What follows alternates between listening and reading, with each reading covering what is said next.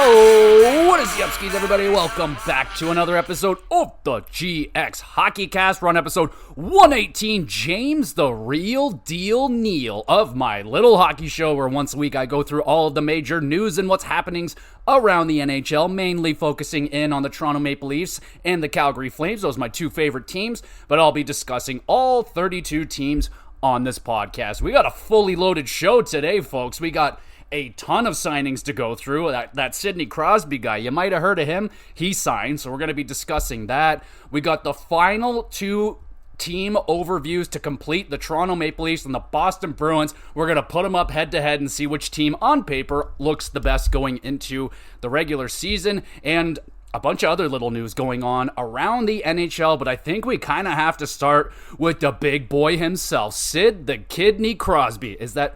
Could we start calling him Sid the Kidney? Sid the Kidney Crosby? I don't know. Anyway, 37-year-old, 2-year extension for the center, $8.7 million. He keeps the exact same cap hit, and what a absolute legend for doing so. Penguins fans across the world are probably building statues for this man all over the city, getting full back piece tattoos, getting Sidney Crosby's mustache tattooed on their face. Crazy things are probably happening right now in Pittsburgh because Sidney Crosby is the homie, man. This guy is awesome. What a winner, what a team guy. And to take an $8.7 million contract when he is easily worth $10+ million in this NHL. Yes, he's 37, but he's still elite. He is still one of the best players in the game today. Last season, if the Penguins made the playoffs, Crosby would have been like a front runner for the Hart because he was insane last year. And we'll see if he can continue going on, but it looks like Crosby, which I know some people may be disappointed in this, but Crosby looks to be wanting to finish his career with the Pittsburgh Penguins, be a career Penguin. And that's that. Doesn't want to go off and chase another championship. He feels like Pittsburgh is still in a position to win now, which is laughable. It's laughable, but hey, he's not going to sit there and say, I don't believe in this team. He still has Letang and Malkin, the guys that he's won 3 cups with. He's got Erik Karlsson. He's got Dubas. Now, I don't think Crosby will be winning any more cups with the Pittsburgh Penguins throughout the remainder of his career unless something crazy happens, but that's just me. I don't think Crosby by himself with the team that is surrounding him can bring another cup to Pittsburgh. But regardless, signing at a beautiful cap hit, it seemed like everyone knew that the 8.7, it was going to be around there. The 87 was going to be in the contract because Crosby is a notorious psychopath when it comes to what's the word right there? Oh, when the luck, it doesn't matter. He's superstitious. There you go. Very, very superstitious. So he's going to keep that 8.7, which is amazing, for 2 years. And the 2 years was the big question mark. Was it going to be 3 years, 4 years, 1 year, 2 years, 8 years? We didn't know. And now we know 2 years is the number. And that makes sense. That'll take him till he's 39, maybe 40. And then we'll go through the same cycle again. Is Crosby going to sign with the Penguins again? Will he go somewhere else? Because in more recent interviews, Crosby has said, hey, the idea of playing past 40 years old is actually doesn't seem so crazy anymore. Crosby was, ask him a few years ago, he's like, I'm not playing past 40, something like that. And now he's more open to the idea. So that's interesting. It's not a guarantee that he's going to do that, but man, what an awesome situation for the Penguins, man. Crosby is the prototype of a player that wants to win more than anything. Clearly he wanted, when he signed that 8.7 initially way back then, that was a superstar deal. It was big money back then, but it just continued to be a bargain for them. Never was there a complaint for Crosby contract ever, and there will never be one still, but man, that is a guy that has continuously taken a discount to better the team around him, and it has been successful, very successful for Crosby. 3 championships, numerous hardware for himself and players on his teams. I mean, how many players has he gotten millions and millions of dollars for playing on his wings? You think of Chris Kunitz, you think of Brian Rust, you think of others, man. James the real deal Neal, come on now. So Sidney Crosby remains a Pittsburgh Penguin.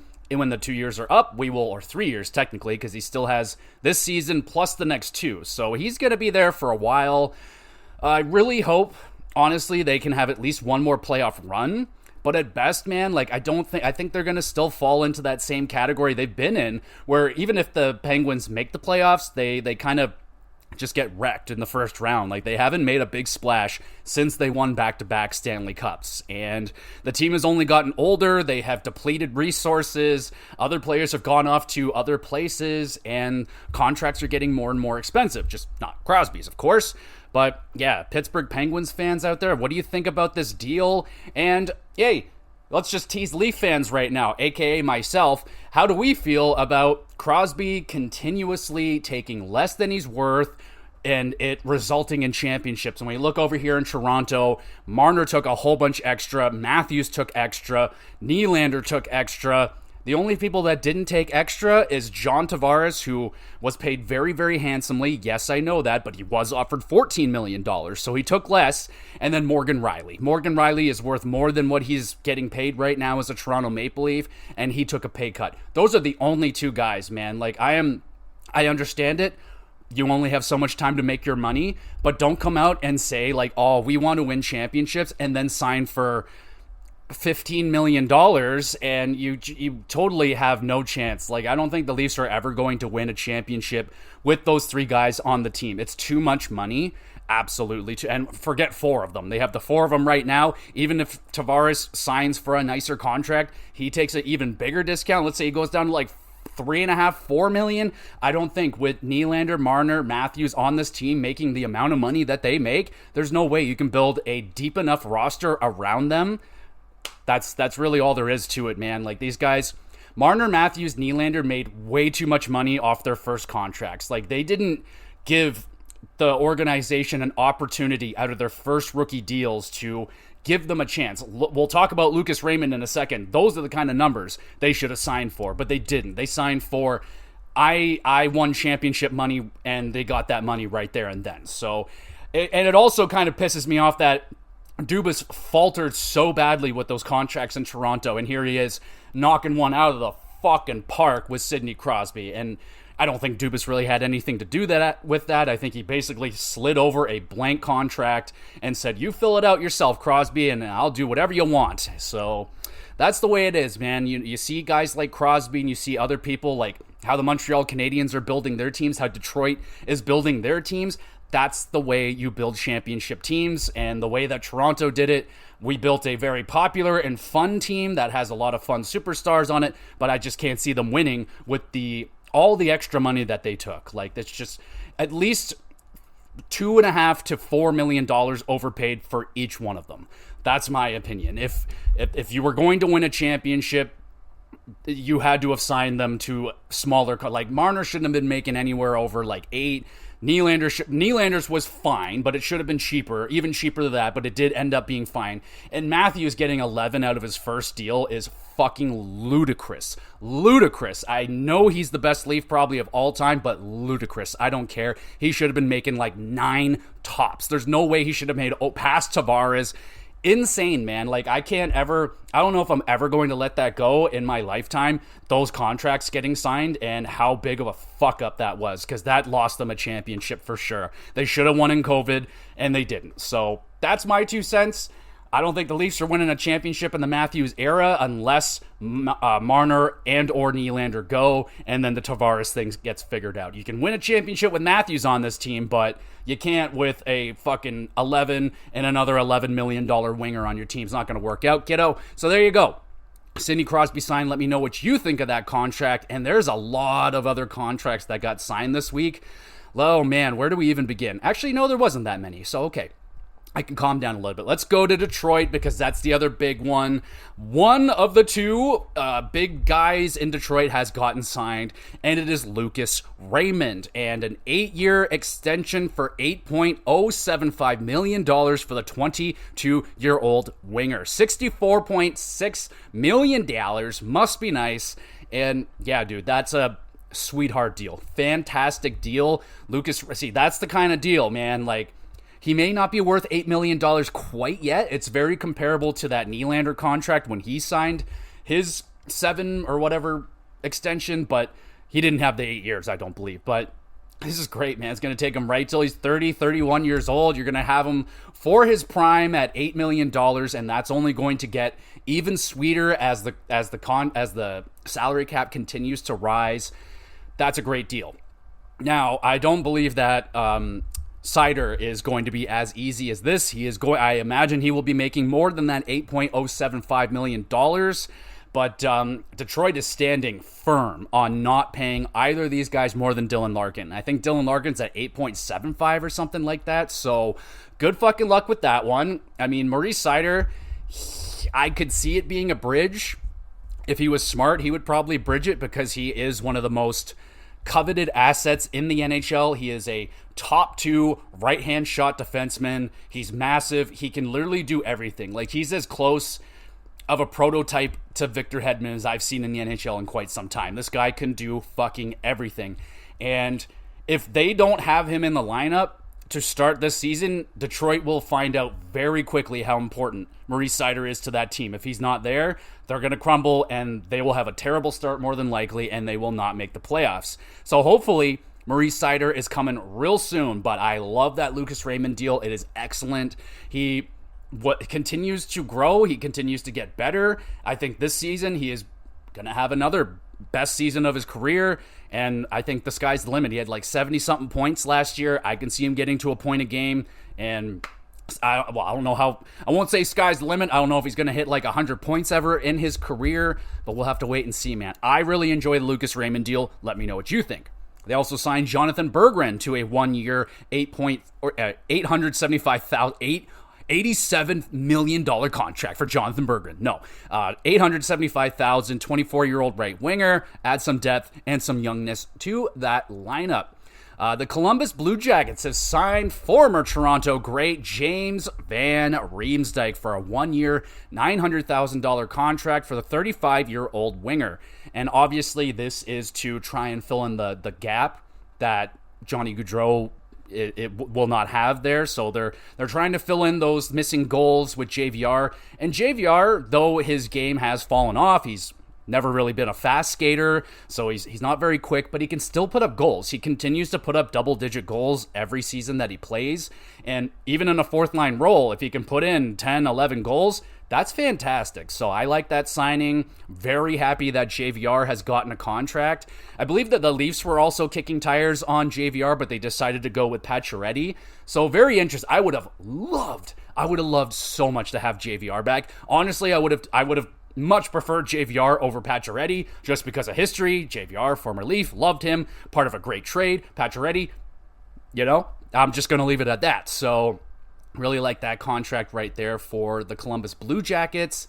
All right, what else we got? We got Dallas has been doing some work. Dallas did some work this week. So they got Esa Lindell signed to a 5-year extension worth $5.25 million for the 30-year-old defenseman.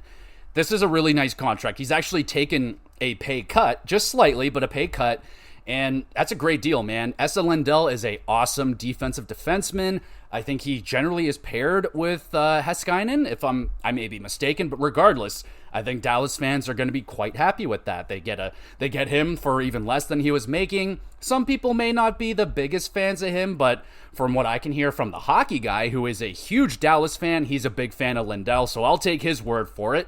And they also got the Thomas Harley deal done. It's a bridge contract, 2 years, $4 million per season for the 23-year-old defenseman. And he had a hell of a season last year, man. 15 goals, like 40-something points. Like, this guy had a sneaky, nasty season. And if he can continue to build on that, like, if he continues to be a 15-goal defenseman, that is outstanding. So that is another good piece of business right there for the Dallas Stars, who look to be very, very dangerous this season as well.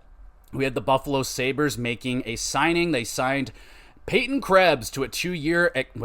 Peyton Krebs, he was a free agent. Was he not there before? Regardless, Peyton Krebs signs a 2-year contract with the Buffalo Sabres worth $1.45 million for the 23-year-old center. So obviously he hasn't quite hit his potential ceiling just yet, but for $1.45 for a 23-year-old center, if they can recoup make him look a little bit better than he's been playing the last few years. That's a fine signing right there. I don't see anything too wrong with that one. Yeah, I like it. We got Los Angeles signs Artur Kaliev. I don't have any information here other than that it is 1 year.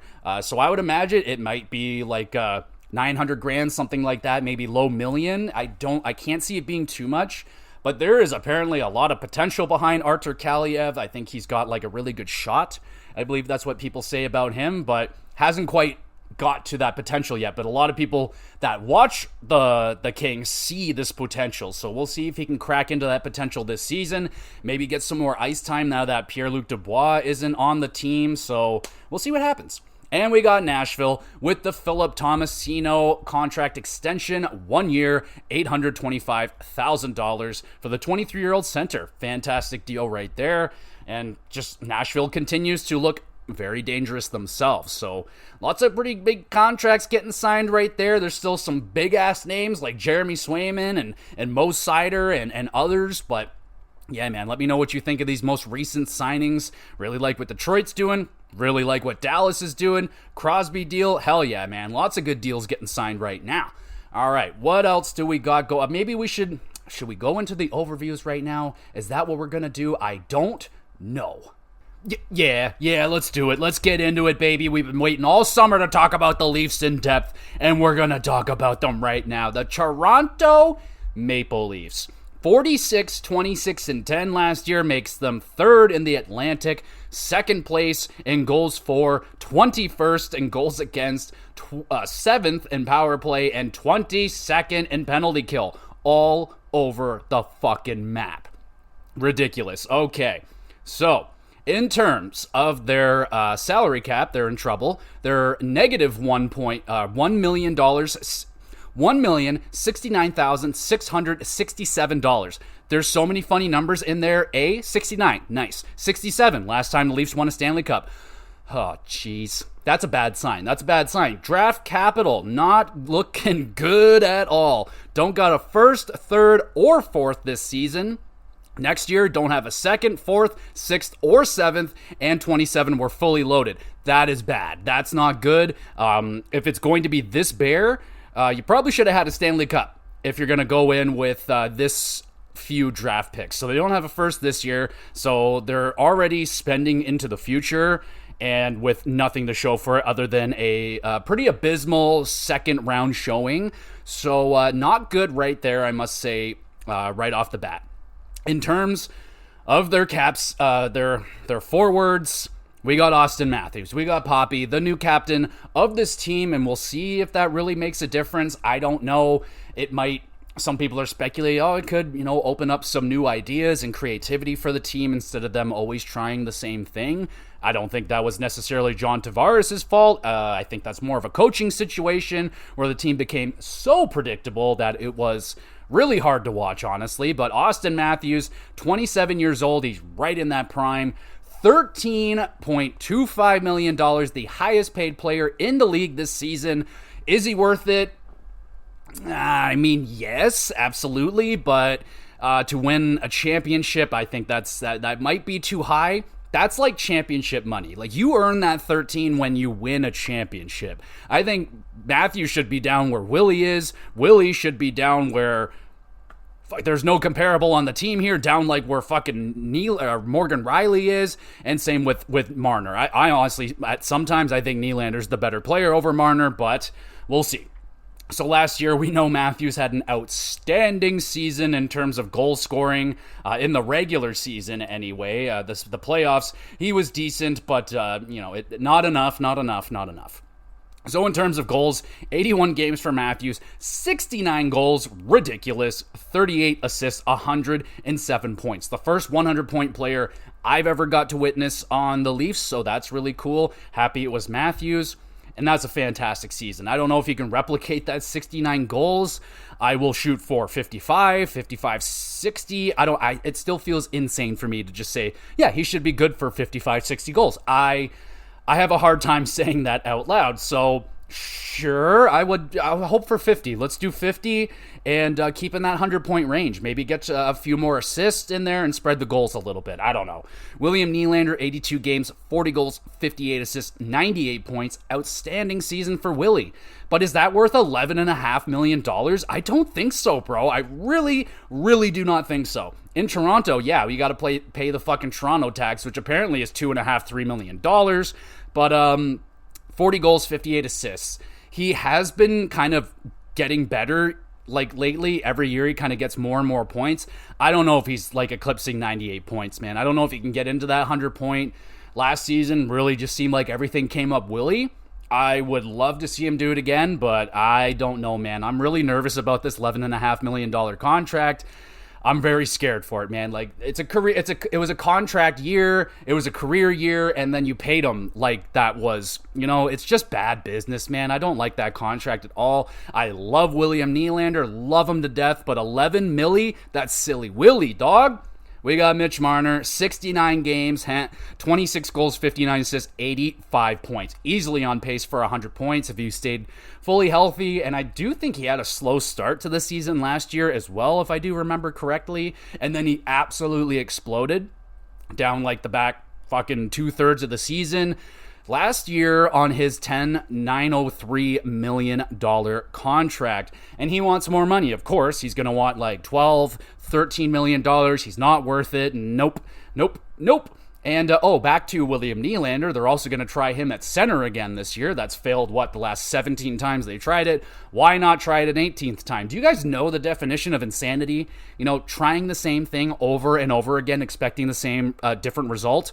That's the definition of crazy, and that's what we're doing with William Nylander at center. Why aren't we trying Marner at center? Why don't you try Marner at right-hand shot defenseman? He seemed pretty cool right there. Anyway, good year for Marner. I would really like to see him hit that 100-point. This is his career year, so wouldn't shock me if he goes for like 115 points or something like that, just absolutely explodes, and then takes the Leafs to the fucking cleaners when it comes to the money, and he'll get it because it's Toronto, and they love paying their guys. They just love paying them. All right, we have John Tavares, who is Mr. Popular in Toronto. I still love you, John. You're my boy. 80 games, 29 goals, 36 assists, 65 points, which is, no, that is not worth $11 million. This is exactly how we all knew the contract was going to happen. It was going to be great at first, and then the last few years were going to be a little bit lean. But honestly, I don't think they've been as lean as maybe some people expected. I still think 30 goals is damn fine for John Tavares. It'd be nice if you can get closer to that point a game, but maybe this season, if by chance the William Nylander thing actually works out, maybe they slide John over to the wing, or maybe they slide him down the third line center. I don't know. There's a lot of options there if the William Nylander thing works out, but it has not worked ever in his career so far, so I don't know why it would work now. You have Max Domi, who has his contract extension, only had the 9 goals last year, 47 points. Most people are expecting double goals out of him, like into that 15 to 18, maybe 20 goal range, because he started on a line with David Kampf last year that had zero offensive ability, so he suffered, but then he got put on a line with Matthews, and it was much, much better. So I'm expecting more out of Max Domi this year. They don't have Bertuzzi anymore, so that's 21 goals lost. So hopefully a guy like Matthew Knies can come in, throw in a few extra goals. He got into 80 games last year, 35 points, and 15 of those were goals. So with Matthew Knies, he's a good player. He's getting better. I'm hoping this season we can get him into that 50-point range. 20, 25 goals would be amazing. So hoping for that out of Matthew Knies. And how much longer do we... Oh, God. Oh, man, this is last year on his ELC. So now he's going to get paid like $8 million because he'll ask for it. And at least we'll just give it to him because they're like, we just love you. Well, playing our guy. We just love throwing money around. Since, Sportsnet just bought them or whatever, so there's $4.6 billion in their pocket. How you throwing? We got Calle Yarncroke, my homie Billy. He always throws that in my face because I didn't like the contract when they signed it. I was fine with the money. It was the years. I was like, why is it like 4 or 5 years? That's just crazy to me. And he's been great. He really has been a great player for the Leafs. Great two-way forward. Can pop in the goals. And I like him. Okay? How many goals, or what do you do? 52 games. So if he can stay healthy, he could possibly get to that 20 goal range, but we all know why he got his contract, because he's crazy consistent. Always good for about 15 goals in a fully healthy season, which he easily would have hit in a full 82 games, but got into 52, 21 points, 10 goals though. So yeah, doing his thing. He's doing his thing. Who else do we have on this team? Ryan Reeves, that's going to be a very interesting one. Don't know how much he's going to play this season. Maybe not even at all. He may just be kind of a locker room guy. $1.35 million for the next 2 years. Yeesh, not great. You got David Camp at $2.4 million for the next 3 seasons. That's too much money. He puts up zero offense, but his defensive abilities are good. They're not $2.4 million good. He's not dominating the penalty kill. Like, the penalty kill numbers were terrible. So, yeah, I think at this point, I'm a little bit surprised they haven't moved David Camp. Maybe it's because the money is too much, but I mean, I like him. I just don't like him at 2.4 right now. He's just not worth that much. That's like third line money, and he's definitely not third line. He just doesn't have the offense. He's got zero offense, which sucks because, man, if he could just pop in a little bit more goals, a little bit more offense, man, that would be huge. I can't even find his fucking name here. See how many freaking goals? David Camp. 78 games, he had 19 points, 8 goals. So, yeah, you're going to want a little bit more. It'd be nice to get more offense. I know that's not his game, but you're on the Leafs, man. I mean, get some fuck goals in there.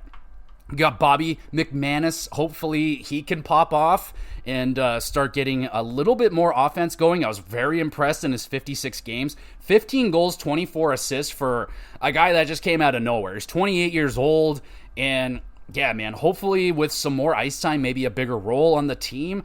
Really don't know where he's going to slot in yet. Like, that bottom 6 is chaotic right now, man. Even the top 6, like, which one of these guys is going to crack into the top 6? Like, you got Domi, Marner, Tavares, Nylander, Matthews. 1, 2, 3, 4, 5. Like, what's the 5th guy? It's more than likely going to be Matthew Nyes, but what if it's Nicky Bobby? What if it's Pacheski? Like, what if he gets in there? Like, what? I don't know. What if it is Bobby McMahon? I don't know. But 1.35 for the next 2 years, if this guy pops in and is doing 15, 20 goals, outstanding contract. Outstanding contract. Love that one. Really excited to see what Bobby McMahon can do this year. You got Connor Dewar. He was brought in, kind of a depth 4th line penalty kill guy. Didn't get a lot of time with the Leafs last year, so hopefully he can find a more solidified role on the team. $1.18 million, and he's a restricted free agent next year, so that's cool. I like that. They got Nicky Bobby, the $875. Hopefully he can fucking find his role, find his game this season. He's 23, so this is it. If you don't figure it out, man, you're pretty much toast. Like, at 24, you're a reclamation project at that point, and maybe St. Louis will pick you up. That's probably where you'd end up. You got Pontus Holmberg, another guy to round out the depth. Max Pacioretty, apparently he's guaranteed he's getting a contract, so he's here as well. And Steven Lorentz, he isn't signed yet either. So, yeah, man, there's a lot of names here. It definitely falls off a cliff. Once you get past the superstars, you go down to like Max Domi. Hopefully Max Domi, now that he's got a nice home, he seems really happy here, and it seems like they found the right role for him towards the end of the season. In the playoffs, he was good. Maybe Max Domi gets back into that 60-point range. I don't know if he's going to get back into those 70s like he did with the Habs, but that would be amazing if he can do that. But definitely needs to get more than 9 goals. That is definitely a must. Got to get into that 15 to 20 goal range, Max, and I'll be very happy with you. In terms of their forwards, I mean, we know what they got here. They're very top heavy with Matthews, Nylander, Marner, and outside of that, man, yeah, it's there's not a lot of guys that can guarantee a lot of goals. You're going to be hoping for goals out of Nyes and Robertson. Maybe Pacioretty can pop in 20 plus goals if he can be healthy. Like Calle Yarncroke, if he's healthy, you're good for 15 to 20 right there. Yeah, man, like, this team is going to score. Like, I don't think that's not been the issue for the Leafs for quite some time. They were second place in offense last season. So, yeah, I don't think forward is a problem. It's the depth on forward, which looks like they're doing a good job. There's a lot of names in here. And, I don't see Ryan Reeves being an everyday player. I don't even, Max Pacioretty is going to be very interesting. Like, he's 35, tons of injury history. Is he an everyday player now? I don't know. So, yeah, I mean, I know training camp and shit is going on. Some of the younger Leafs have been making waves in said, what you would call them, rookie camps or whatever. But again, they're rookie camps. They're not playing against NHL players, so take everything with a grain of salt. I know you Montreal fans are going crazy about that Lane Hudson kid or whatever, but just, he's going to be good, but he's not the next coming of fucking Lidstrom over here, so settle down. We got the Leafs defense. Oh, God. Okay, so, oh boy. Morgan Rielly. He's awesome. He's excellent. He is the Leafs' top 2. Is he a top 2 on every defense fucking pairing in the league? No, he isn't. But he may have finally a proper defensive partner that may push Morgan Rielly into that top 2, where he actually is a bona fide top 2. Really, he has always been on the edge, like kind of a top 2, a fantastic top 4, like kind of like that. We, as Leaf fans, we see him as a top 2 because he is our top 2. He's the best defenseman we've had forever. So a long time. And now it looks like he will be paired with Chris Tanev, a very solid defensive defenseman, one of the better defensive defensemen in the game, though he is 34 years old now, and that scares the fuck out of me. Scares the fuck out of me, but if we can get 2 good years, 2 good seasons out of Tanev, which is hard. I don't know if they can do it. He gets hurt a lot, but that would be amazing, and especially for Morgan Rielly. So I don't remember who his fucking partner was when he got the 70 points or whatever and like 20 goals, but maybe Morgan Rielly can. I don't know if 20 goals is there, but I would love to see Morgan get back into that 70 point range. That would be amazing. Actually, if I could, I should just pull up and see how many points that he had last season, because Morgan, like, I know everyone expects him to get 70 points every year because he had that 70-point season and has not hit that echelon ever since. But 72 games, 7 goals, 51 assists, 58 points. I would like to see him get past 10 goals. Like, I think Morgan Rielly is good enough to be a 10-plus goal defenseman every single year. So that 7 goals is pretty low. I want some more goals from the blue line. That's kind of been an issue with the Leafs for a while. They haven't had a big bomb of a shot at the blue line. They don't do that a lot. With their power play, it's a very pass heavy. They don't like taking bombs from the point and creating traffic and getting crazy, which they need to start doing this season. So hopefully we see more of that. Okay, so they got Oliver Ekman-Larsson, 3.5 for the next 4 seasons. If he played anything like he did in Florida, we will all be very, very happy with that. It all depends what his role is going to end up being. If he takes on too much, it may not look that good. If he falls into that top 4 and can stay there, I think they'll be just dandy with him right there. He's 33. The Leafs defense is kind of like a mix. It's a decent mix of old and youngish. So you got Morgan at 30, Tanev 34, Oliver Ekman-Larsson 33, and then Timothy Liljegren at 25. And fuck, can you figure it out, Liljegren? He's been so inconsistent. Like, some weeks he's amazing, the next week he's unfucking playable, and just, so we're all rooting for you, Timothy.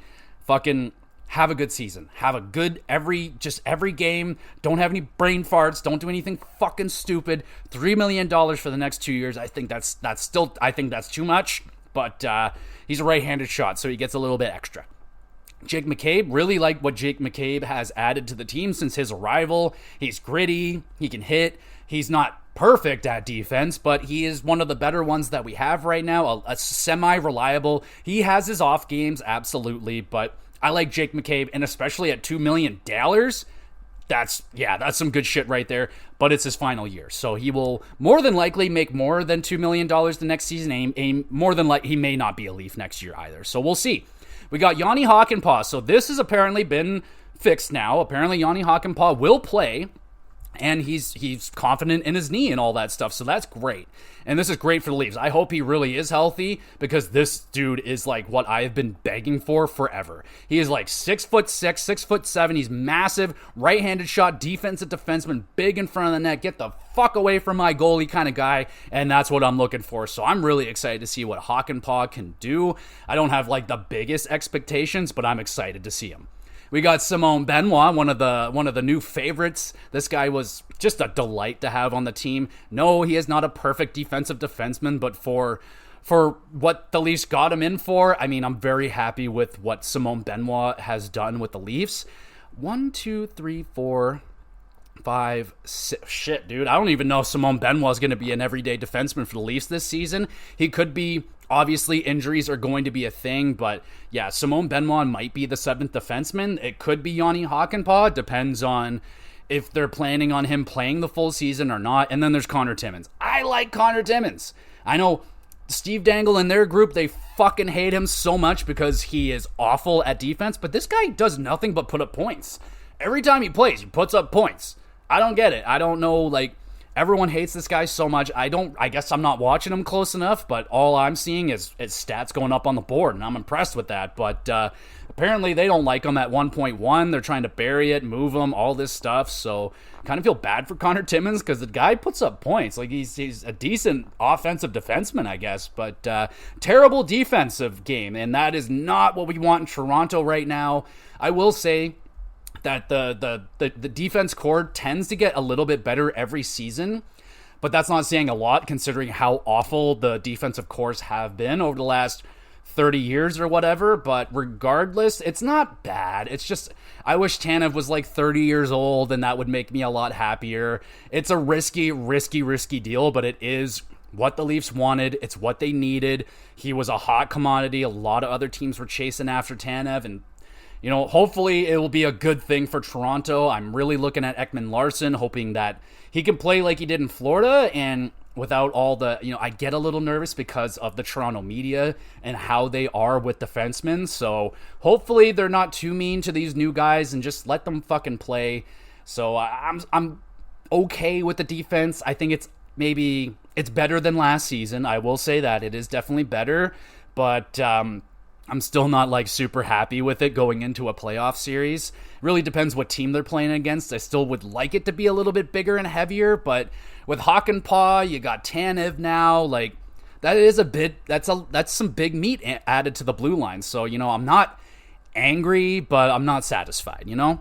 All right, so their defense is okay, and then the goaltending is going to be the biggest of all of this season. So they're going with Joseph Woll, the rookie goaltender, the young gun. Well, he's not really that young. He's 26 now, so he's ready, man. This is the time. This is when goalies can take over, and off they go. And he's making $766,000 this season. Next year he makes $366,300. Lots of sixes. Way too many sixes. I'm very concerned with your contract numberage. That's very fucked up. But Joseph Woll, man, it's going to be all about health. If this guy can stay healthy, play the full season, get into 50 games or something like that, and plays the way that we know he can, fuck yeah, dude. This is going to be awesome. But what is also secretly one of the best things that the Leafs did this offseason is signing Anthony Stolarz. This guy is, I would say, a starting goaltender in the league that is getting paid like backup money. And he continues to just want to prove himself. He has done nothing but put up excellent numbers over the last few years. And I'm hoping he can get into some more games. I would love for it to be a 1A, 1B. And watch yourself, man. Stolarz might steal the job. He very well could. Don't be shocked if it happens, because Stolarz is a very good goaltender. And apparently they also have John Gillies here. I think he is on a PTO, so that could be their potential third goaltender. He's not really amazing or anything like that, but it could be something. Let's talk a little bit about some of these younger guys. We know Easton Cowan has been making waves in the rookie camps. That's really good. He's 19 years old, so there's a chance he can make the lineup, but don't count on it. You got Roni Hirvonen, the younger defenseman. Still waiting to see if this guy is... Wait, hold on a second. Never mind. He's the defenseman. He's the center. There's two Finns. One's the defenseman, one's the center. Roni Hirvonen is the center, 22 years old. Time is starting to run out with this prospect. I don't know if he'll crack the lineup this year either, so I don't know. And then you got Fraser Minton. He cracked the lineup last year and then got sent down, so there's a good chance that he can do it again. I would love to see it. That's kind of the one cool thing about the Leafs this season is it does look like there is a lot of competition already here with the lineup in terms of fighting for spots. You got like Robertson and Pacioretty and Bobby McMahon and fucking Ryan Reeves are all trying to fight for these bottom six spots and possibly that coveted top six role where you're going to be playing with one of the superstars of Toronto. So I imagine a lot of guys are going to be running and trying to get that freaking spot. You got, who else you got? Cedric Pare, okay, I think he's depth. Nicholas Abrazizi, you might see him in a handful of games. Alex Steves, you might see him in a group of games or something like that. In terms of defense, what kind of names we got down here? Cade Weber might get into a couple of games just as some depth. Where the hell is that freaking defenseman that they had? Oh, well, I don't see him here. Oh, well, with goaltenders, they also have Matt Murray down there, so that's another potential third string goaltender if what's-his-face doesn't crack the lineup. And there's also Hildeby, who was a late blooming draft pick. He's already 23 years old. I think they drafted him 2 years ago, and he's already 23. He's huge. And yeah, he's progressing really nicely. He may end up being a backup goaltender one day for the Leafs, and we may even get to see him in a couple of games this year. Who knows? Injuries are injuries. A lot of injuries happen, so get ready for all that stuff. It's not the best Leaf team I've ever seen, but I still feel very confident they will make the playoffs. That's generally not a concern in Toronto anymore, which is nice. Tell us that 10 years ago, and we would be like, what? Fucking, jeez, that's amazing. Anyway, yeah, I think the Leafs are well on their way to another playoff run. How good is that playoff run going to be? Honestly, man, I really can't see them doing much more damage than they have been doing over the last few years. They just, I haven't seen it out of the Stars yet where they can take over a playoff series and win them a series.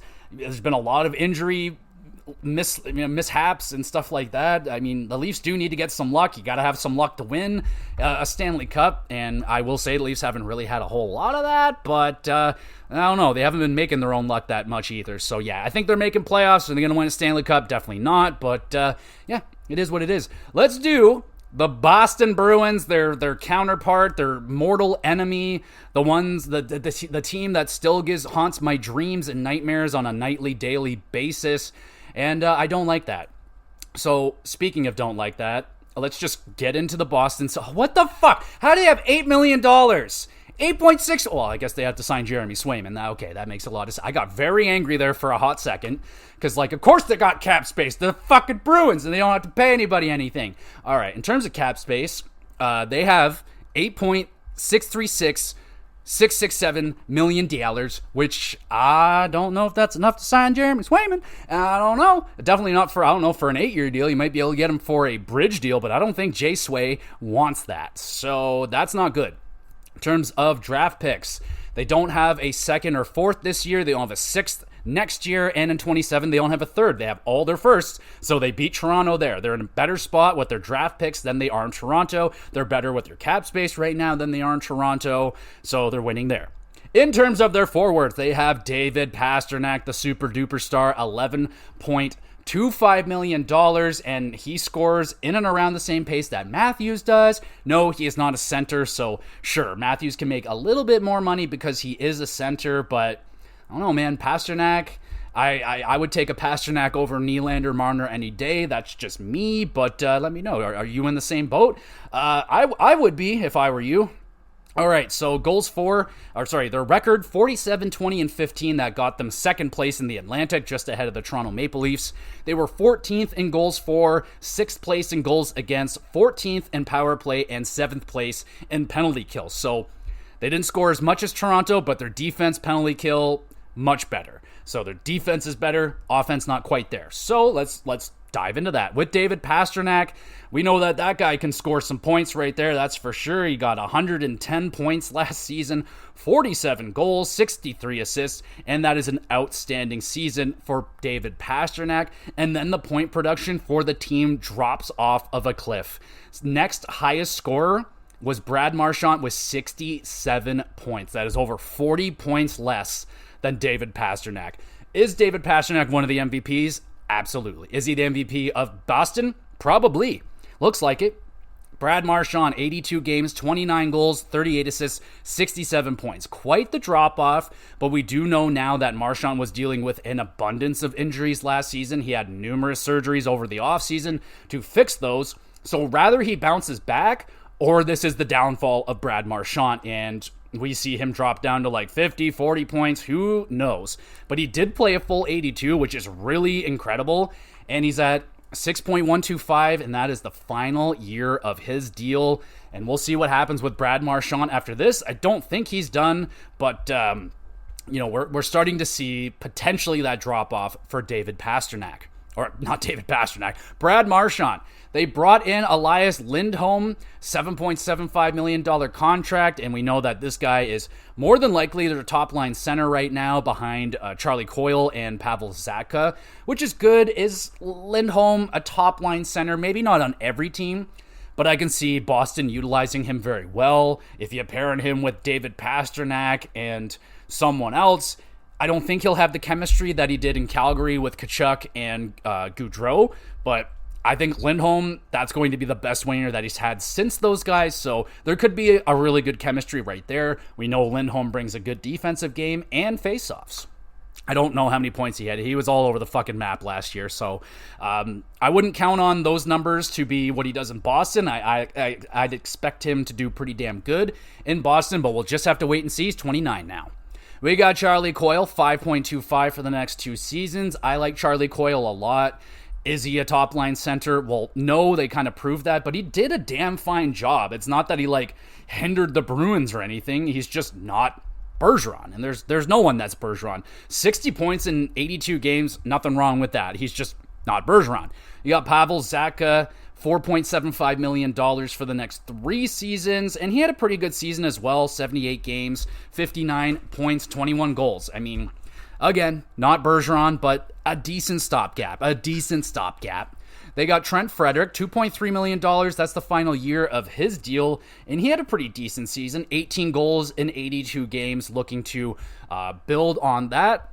They have Morgan Geekie. He got into 76 games, 39 points. They lost JVR. He's not here no more. They brought in Max Jones. I think that guy came from Anaheim, didn't he? I don't know where the fuck that guy came from. John Beecher. They got Matthew Poitras, who was very impressive in the early runs with the Bruins. Looked like potentially could steal that top line center spot already at 20 years old. Then he got, he started to fall off a little bit and got sent back down. No problem. He's 20 years old, but very, very good-looking player, right? I mean, not attractive-wise, but very impressive early run with this 20-year-old player. And that typical Boston, who's this guy? Oh, it doesn't matter. He's the next fucking Bergeron. That's who he is. That's what's up. So, yeah, he's on a $870 contract for the next 2 years, so that's bargain. You got Mark Kastelik, Patrick Brown, Vinny Lettieri, Justin Brazeau, all rounding out their bottom 6. So, on paper, Toronto's got them beat in terms of forwards. They got more superstar power and possibly even better depth, man. They may have better depth than the Boston Bruins.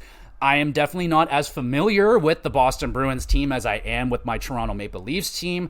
But, man, there's some good players here. Like Morgan Geekie, I've always really liked that player. He could potentially get into that 20-plus, 25-goal range. I could see that happening. Same with Trent Frederic. And now with Lindholm coming in, that lessens the role for Charlie Coyle and Pavel Zacha. That can increase their points. And then the Brad Marchand factor. Is he going to bounce back from all the surgeries, or is he going to start to crumble? That is a big question mark. It is Brad Marchand, so we know that he's going to be putting everything into it, so I wouldn't be surprised if he gets back to a point per game, but I can't count on it just yet. Good forward group, though. You got a good forward group. They always manage to get quite a bit out of players. Like, yeah, they don't have DeBrusque no more. They've lost some people, but I think Elias Lindholm is a really just sounds like a Bruin, man, like that defensive forward that could score. I like it. So decent, pretty good forward group. And now their defense. Charlie McAvoy, 26-year-old, making $9.5 million now. And he is one of the best defensemen in the league now, I would say. Really, I like Charlie McAvoy. I would love for him to be a Toronto Maple Leaf. That would be really awesome. But that's not the way that she goes. Pretty sure that they could have drafted him, but oh well.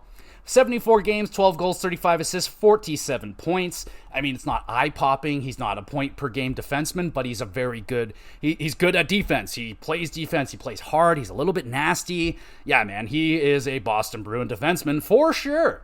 They have Hampus Lindholm, 6.5 for the next bunch of years, 30 years old. And, didn't have the outstanding beginning that he had when he first showed up. 73 games. He got 26 points. So... Not awesome, not very awesome at all, but he was a plus 18, so he's doing his role defensively. You have Nikita Zadorov, the new guy they brought in. He could potentially become a fan favorite immediately. I can see him taking someone's freaking head off in the first game with a big hit, and then he's a big hit. $5 million for the next 4 years, maybe more. 29-year-old left shot defenseman. We know what this guy brings. He's huge, he's mean, and he could score some decent goals every now and again. Brandon Carlo, 4.1 for the next 3 years. He's kind of a love him or hate him defenseman from the sounds of it in Boston. He has his good games, he has his bad games, so I don't know. He's a right-handed shot, though. Andrew Peak, they got Mason Lowry and Parker Witherspoon. So these guys I'm not very familiar with at all. I imagine they're probably pretty decent because they're Boston Bruins, but honestly, name value-wise, I would give it to the Toronto Maple Leafs as well, but we know the Boston Bruins defensive system is superior to Toronto in every shape and form. If the Bruins had the Leafs defense and the Leafs had the Bruins defense, it might be pretty fucking ugly for Toronto. I mean, Charlie McAvoy is, the best defenseman of all the defensemen that we're talking about, but that'd be interesting. That'd be interesting to see. We know that Boston is going to be the better defensive team, so I'm just going to give them the edge in defense because, well, Charlie McAvoy is the best defenseman. He is, not heads and shoulders better than Morgan Rielly, but though I love Morgan Rielly very, very, very much, I would take Charlie McAvoy over him. But even better would be Charlie McAvoy paired with Morgan Rielly. Now that's what's up right there. Left-right shot. Merrick Grimm. All right, goaltenders. So this could be interesting. So they don't have Jeremy Swayman signed. It doesn't sound like it's close to getting signed. It sounds like both parties are very far away in terms of what they want. So that's not good. But they do have Jonas Korpisalo. They brought him in the Ottawa trade. And, hey, maybe Korpisalo will be good with Boston behind a really good defense. Definitely didn't have a good defense there in Ottawa. He got lit up like a Christmas tree every single night. And he definitely won't have that problem with Boston. We'll see if that change of scenery could be really good for him. He could potentially be playing a lot more games than Boston was intending if Jeremy Swayman doesn't sign. At this point, I have no idea. It'd be crazy if he didn't sign and the Bruins don't get him signed. But what if they don't have the money to sign him? What if 8.63 isn't enough? I mean, they can go over. They have time to go over and figure it out. But, fuck, man. I'm not in this boat. I don't have to worry about this problem. But if the Bruins get Jeremy Swayman signed and they have a tandem of Korpisalo-Swayman, that immediately would be one of the better tandems in the league. It would be Toronto's tandem. I mean, Jeremy Swayman is an elite goaltender, and he would like to get paid like one. So, yeah, we'll see if the Boston Bruins are going to pay him like an elite goaltender. Are they going to check it out and try a bridge? I don't know, man. It doesn't sound like it's in a really good position right now. But now that I say that, he's probably signed a contract just now. So you're welcome, Boston. All right, so in terms of the head-to-head, if these teams are meeting in the playoffs, why am I doing this to myself? Why am I making myself do this? Why have I done this to myself? I don't want to pick. I mean, the proof is in the pudding. Boston beats Toronto every time. Toronto hasn't beaten them since the fucking 70s or some shit. It's been a stupid long time. And I'm just going to have to say, if the Leafs meet Boston again in the playoffs, Boston's going to beat them because mind games, baby. It doesn't even matter if the Leafs are a better team on paper. It's the mind games. Boston doesn't have to do anything but, just watch Toronto beat themselves. That's honestly what happens most of the time, so I wouldn't be surprised if it happens again and the Bruins beat the Leafs in the first round, the second round, the third round. Doesn't matter if they meet. I still think Bruins win, which I don't like saying. But Boston, sure, you're making the playoffs. You'll be just dandy. And can we not play you this year? Can that not happen? Can we fuck off maybe for a second? That would be wicked. Though they are always pretty damn awesome series. I don't know if I can go through another one of them, honestly. It's just, I say that every year, and then I go through another one, and I die a little bit more inside, but I'm not dead yet. So there is that. The Bruins will make the playoffs, and more than likely beat my Toronto Maple Leafs, but let me know what you think. Do you think that is going to happen? I hope not. But, oh my goodness, we finally got through all 32 teams and their overviews. I cannot believe it. That took literally all summer to do, and that was actually pretty fun. So now that is over, probably the next episode, that's when I'll do predictions, like points, and then I'll actually like do the full like standings where I think everybody is going to end up and those kind of predictions and stuff like that. And yeah, so let's jump into the other news that has been going on around the league, because there's still quite a bit more. We have bad news for New Jersey fans. Luke Hughes will be out 6 to 8 weeks, which sucks ass. So seems like every year a big defenseman in New Jersey is going down, but he's only going to miss the first couple weeks, 3 weeks of the regular season, which is, you know, not great, but not horrible. So hopefully he gets back sooner rather than later. They do have Dougie Hamilton back now, so like that's okay. So Luke Hughes, lots of eyes going to be on him this season. I'm hearing things like even from the Hughes brothers, that Luke is the best of the brothers, which is insane because Jack and Quinn are both insane players. Quinn just won the Norris, and Jack Hughes, if he plays healthy for a full season ever, would be like 110, 120 point player. So that's something to keep your eye out on. So can't wait for him to get back into the lineup. You got Dallas, Jason. Is it Jason? Yeah, Jason Robertson. He is going to be missing training camp, which is, you know, it sucks because he's going to be a little bit behind everybody on the team and everyone else that got their training camp. So maybe Robertson gets off to a slow start this season. Hopefully not for Dallas fans. He kind of had a slow season last year as well. Wouldn't want that to happen again. Kind of want Robertson to get back to that 90-ish plus maybe 100-point player again. That would be pretty key. And speaking of pretty cool, I talked about Lane Hudson and the Montreal Canadiens, but I know the Canadiens fans, Habs fans, are going crazy about this kid, so let's talk about him. A second-round pick, and yeah, dude, looks like this kid is going to be really good. And again, you got to take things with a grain of salt because he was playing in a rookie camp against rookies, and he is, you know, supposed to be the best rookie, and it shouldn't be shocking that he was dominating those games. That's good. That's what it should be. So it's not really that big of a story, not all that big of a surprise that the better rookies in the rookie tournaments are doing good. So that's good. You know, Easton Cowan was apparently doing good. I think Michkov in Philly was doing some shit and stuff like that. But it's rookie camp. It's not the NHL. It's not the same game. So just temper your expectations. But yeah, Habs fans, you should be pretty excited about Hudson and all the other young players that you have in Montreal. If I was a Habs fan, I'd be very excited for the future of the team. I get excited for my wife because I'm just like, oh man, like you got all these young kids and like you got Martin St. Louis, like oh shit, like and all these contracts are looking awesome. Habs could be a fucking problem in not that long. Speaking of problem, Philadelphia has a problem with Koloslav, the goaltender, and apparently he is not coming over to play. He has a contract, but he is not going to honor that contract. He's staying in Russia, apparently. And the reason for that is he doesn't want to play in the AHL. We've heard that before. Hey, Askarov, I guess the AHL sucks because no one wants to play there, but he doesn't want to play there either. And, you know, if the Flyers were going to trade him, it'd be difficult because, A, he's already said that I won't come over if I'm playing in the AHL, so they have to find a team that could use him as a backup or a starter. He's already would be the third string goalie in Philly, and their goaltending situation isn't all that good, so I don't know. Don't know what's going to happen with Kolosov, but he isn't coming over to Philadelphia, that's all I can say.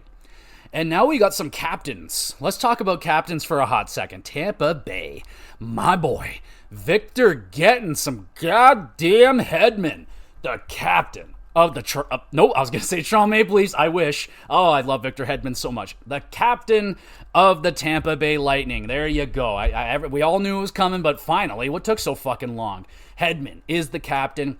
Honestly, I think Hedman should have been the captain the whole time. No offense to Stamkos. It's just Hedman, man. He is so important to that team. Anyway, very happy for Victor Hedman. He's my favorite. Might be my favorite defenseman in the league. I just love that guy. He just never seems to make a mistake. He's always on it, man. You can always rely on Victor Hedman. He had such a good season last year. And now he's the captain. What's he going to do in his first year as captain? Could they make a big splash in the playoffs again? I don't know. And there's another captain. Chicago. It's Connor. Oh, nope. It's not Connor Bedard. What? What do you mean it's not Connor Bedard? It's Nick Foligno. Nick Foligno, the next captain of the Chicago Blackhawks, and I actually really like that. Foligno has been a captain before. He was the captain in Columbus. And yeah, man, it makes a lot of sense. He is a great leader. He is a great person. He seems to get along with everybody. and he seems like a great locker room person already in Chicago. He was like convinced to come back and all this shit. So like, yeah, I actually like that a lot, that he's the captain. I actually really like Nick Foligno, aside from those early years with Ottawa when I was calling him Dick Chino. But yeah, dude, Nick Foligno as the captain of Chicago, I'm super down with that. We all know Connor Bedard's going to get it at some point. Don't worry. Nick Foligno won't be here forever, and then it'll be Connor Bedard's team. But for now, he's going to get shepherded by a guy that knows what he's doing. He's been a captain. He's going to show Connor Bedard the ropes, probably buy him 17 watches, and there you go. So that's really cool. Good for Nick Foligno. And then apparently Buffalo. Buffalo is also looking to name a captain. They have not chosen one yet, but they plan to name a captain before the season begins. And who could that captain be? My personal vote is Alex Tuch. He is from Buffalo. He publicly said, I love being here. I want to play here. He seems like a great person, a great leader. That's my vote. Alex Tuch in a heartbeat. That's my guy. But also other good candidates would be Dahlin. Maybe, what's his name? Tage Thompson could be a candidate as well. Maybe Owen Power. I don't really know about that one, but who else is on that team that's been there for a really long time? I forget about Gergensons or something. I don't think that guy's there anymore, but he was kind of a favorite over there for some time.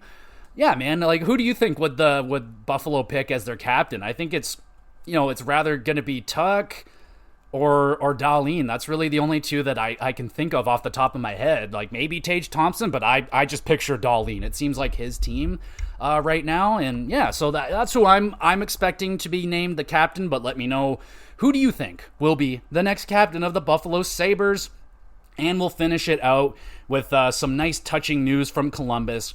They are going to wear a number 13 patch on their jerseys this season and a sticker on their helmets to honor the Gaudreau brothers. And that's just some really nice stuff. We haven't heard an announcement for jersey retirement yet. I imagine that's incoming.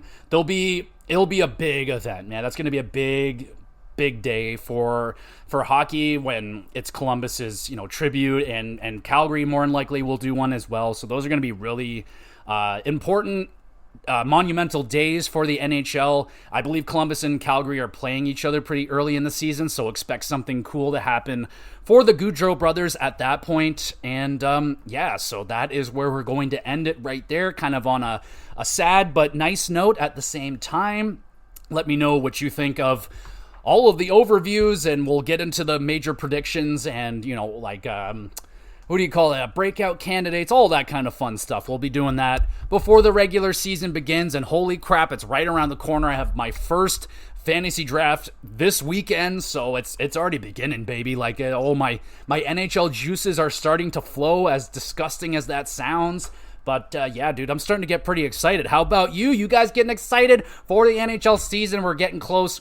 I imagine some of y'all are probably already watching the rookie camps and all that stuff. I tend to stay away from it because things just get too hyped, too out of control, and I just like to wait for the regular season to begin. I like to hold off. I wait and I wait until we're ready, and it's all official, and I go for there. But let me know what y'all are watching right now in terms of hockey, if any. And there we go, everybody. Another episode down in terms of what we got going on with the GX Plus cast this week. Hopefully, I should be back and have my WrestleCast back in action. I took a week off just to kind of recharge the batteries a little bit with wrestling. There's been so much wrestling over the last month. I need a little break. Just need a little break, so I should be back and better than ever with the WrestleCast this week. I don't know if there's any pay-per-views. There might be. Who knows? There's fucking pay-per-views all the freaking time. And in terms of the GamerCast, I don't know 100% what I'm going to do just yet. It's more than likely going to be a list because I don't have any games in mind right now. I don't have any games that I'm playing right now that I'm finished and ready to review. I'm playing Halloween games where I'm playing horror stuff to get ready for October, where I plan on doing all horror-related stuff all October long, horror lists, horror video games, and all that great stuff. So be on the lookout for that in October, and we'll figure it out as we go with the GamerCast. There'll be something here for you this weekend. But there we go, everybody. We'll be back. Oh, hold on. I got to plug some shit. I got a Twitter page. If you didn't know, you can go over there. You can follow. I put up things those posts, those tweets or whatever. I put those up whenever I can. I tend to forget a lot, but I try. And there's also a YouTube channel, Gamer GX Videos. I upload all of these episodes over there so you can watch them if you'd like. That's a great place to drop a comment or a question. You want a question answered live on the podcast, send a question in on Twitter or drop a comment on the YouTube channel, and I'll answer your question. Anything about hockey, wrestling, video games. Outside of that, not a professional over here, but I will try my best. And there is an email address if you just want to have a private conversation. My door is open for everyone and anyone. And that's the show, everybody. We'll be back again with some GX Plus Cast.